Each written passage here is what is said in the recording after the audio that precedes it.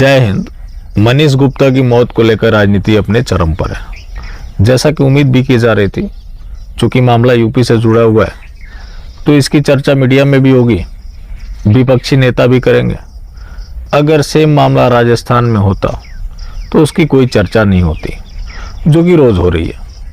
मनीष गुप्ता की मौत को लेकर जो बातें सामने आ रही है, इस होटल ही में मेरे हस्बैंड का खून हुआ है, एक पुलिस वाले ने किया है। प्लीज न्याय दिला दीजिए। आप देखिए बाकी सारी क्लिप, कहीं खून नहीं है, वो खून से लथपथ थे। दो दोस्तों ने भी बताया यहीं पे खून भरा हुआ था, होटल वालों ने सब साफ करवा दिया। प्लीज मदद करिए, मेरे पति को न्याय दिलाइए प्लीज। पुलिस का दावा है कि वो शराब पी रखे थे, गिरने की वजह से उनकी मौत हो गई, जबकि पोस्टमार्टम रिपोर्ट की माने तो उनके साथ मार पिटाई की गई है, जिसकी वजह से उनकी मौत हुई है। अब जो पुलिस है वो छापा मारने होटल में गई थी, उसके बाद जो कुछ भी हुआ उसकी जांच हो रही है, वो बातें सामने आ जाएंगी। अब क्या है कि उनकी मौत हो गई, उसके बाद राहुल गांधी भी सक्रिय हो गए। उनकी पत्नी का नाम है मीनाक्षी गुप्ता। कि मैं मीनाक्षी गुप्ता की वीडियो को देखकर मर्माहत हूँ।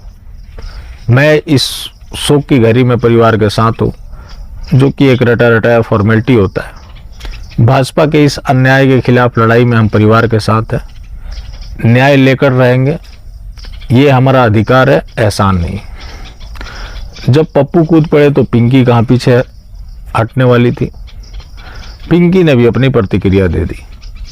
पिंकी ने कहा कि खबरों के मुताबिक पुलिस के द्वारा मार पिटाई की वजह से मनीष गुप्ता की मौत हुई है। उसके बाद ये जो पुलिस है ये आम लोगों के लिए क्रूर तो अपराधियों के सामने नर्म होती है। अब ये दोनों अपना फॉर्मेलिटी पूरा कर चुके थे तो बारी थी टीपू भैया की। उन्होंने कहा कि इस मामले की उच्च स्तरीय जांच होनी चाहिए, इस परिवार को मुआवजा मिलना चाहिए और इसके लिए शासन और प्रशासन बराबर की जिम्मेवार है। तो जब वो सीएम थे तो क्या ऐसी घटनाएं नहीं होती थी? क्या उन घटनाओं की जिम्मेवारी स्वयं अखिलेश यादव ने लिया था? नहीं लिया था। एक परिवार लोगों से संभलता नहीं है। अब इसमें प्रशासन की बात करते समझ आता है, उसकी जांच भी हो रही है, लेकिन ये शासन की बात करें, मतलब सरकार की बात करें, योगी आदित्यनाथ या कोई भी मुख्यमंत्री क्यों चाहेगा कि ऐसा हो?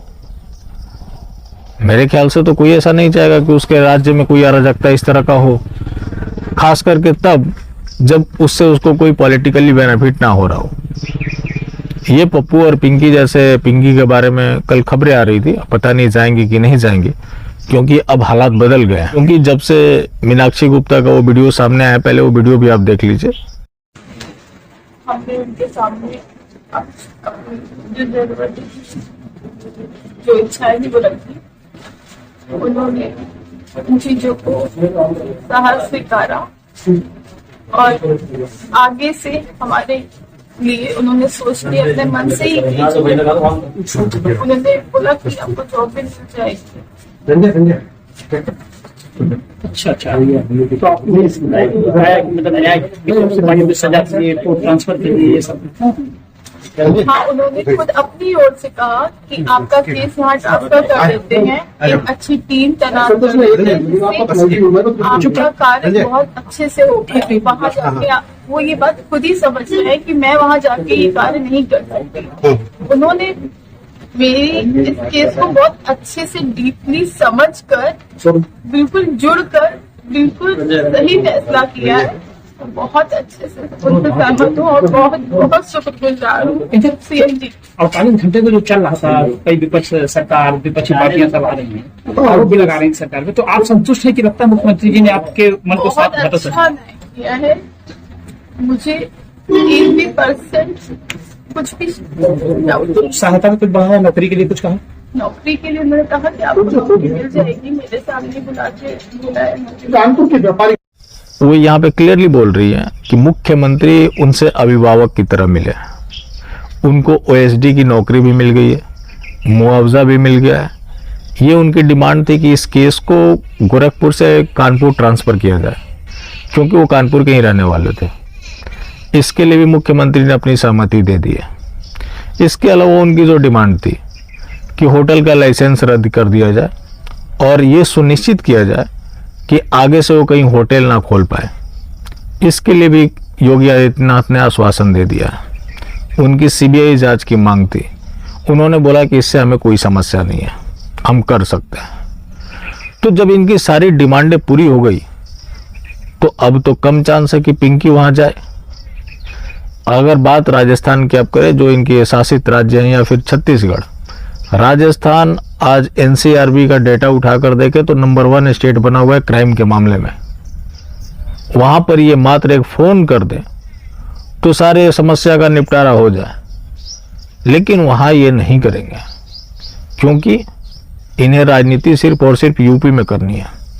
अब कल खबरें आ रही थी कि वो पिंकी वहां जाने वाली भी है, जैसे कि ये पप्पू और पिंकी हाथरस गए थे। ये लोग जब जाते हैं तो हर जगह जाया करें, क्यों स्पेशली ऐसी जगह जाते हैं जहां इनकी सरकार नहीं होती है। इस मामले की अगर आप बात करें तो अब इनके जाने का क्या औचित्य बनता है। पुलिस वालों के खिलाफ मामला दर्ज हो गया है, मामले की जांच हो रही है। मुख्यमंत्री का क्लियर कट इंस्ट्रक्शन है कि कोई बख्शा नहीं जाएगा, जो भी दोषी होगा उसके ऊपर कार्रवाई की जाएगी। फिर ये जाकर वहां पे क्या संदेश देना चाहती हैं, अगर सच में जाती हैं तो। अब मेरे को नहीं लगता है कि ये जाएंगे। उसके बाद ये जो लाल लंपट हैं, ये भी मैदान में कूद पड़े थे, इनका भी नज़ारा देख लीजिए।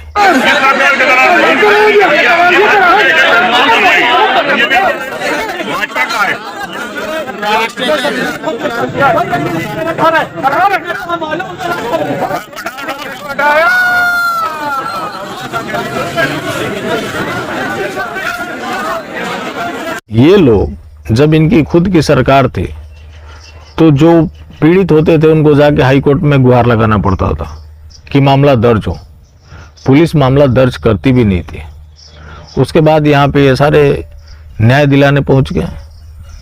लेकिन एक चीज़ है, चलो ये सारी चीज़ें तो चलती रहेंगी, लेकिन जो कंपनसेशन का मैटर है, नॉट ओनली यूपी, पूरे हम देश की बात करें, इवन जो सेना में भी शहीद होते हैं उनकी बात करें, ये काफ़ी गंभीर मामला है। इसके लिए एक सेंट्रलाइज्ड पॉलिसी बननी चाहिए। अक्सर क्या होता है कि सेना में भी अगर कोई जब बड़ा अटैक होता है, 30, 40, 50 जवान मर जाते हैं, तो उस समय क्या होता है कि काफ़ी बड़े बड़े लोग आ जाते हैं अपनी पब्लिसिटी के लिए और अपना मदद करते हैं। अब क्यों करते हैं वो बेहतर वही बता सकते हैं। लेकिन ये होता है कि कई जगह 1-2 सेना के जवान मरते हैं, उनकी कोई सूद लेने वाला नहीं होता। तो इसके लिए एक सेंट्रलाइज्ड पॉलिसी बननी चाहिए कि अगर कोई भी किसी भी हादसे का पीड़ित होता है, उसको इतना मुआवजा या जो कुछ भी है वो सबको समान रूप से मिलेगा। क्योंकि अगर आप बात मनीष गुप्ता ही करें, अगर इसको मीडिया में इतना नहीं उछाला गया होता तो शायद इतना कुछ नहीं मिल रहा होता।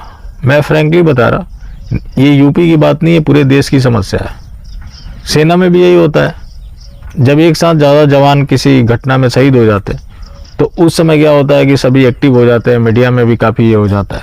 लेकिन 1-2 जवान जो होते हैं, क्या वो लोग देश के लिए नहीं कुर्बान हुए होते, जो उनके साथ भेदभाव होता है? तो ये भेदभाव नहीं होना चाहिए, सबके लिए एक पॉलिसी बननी चाहिए।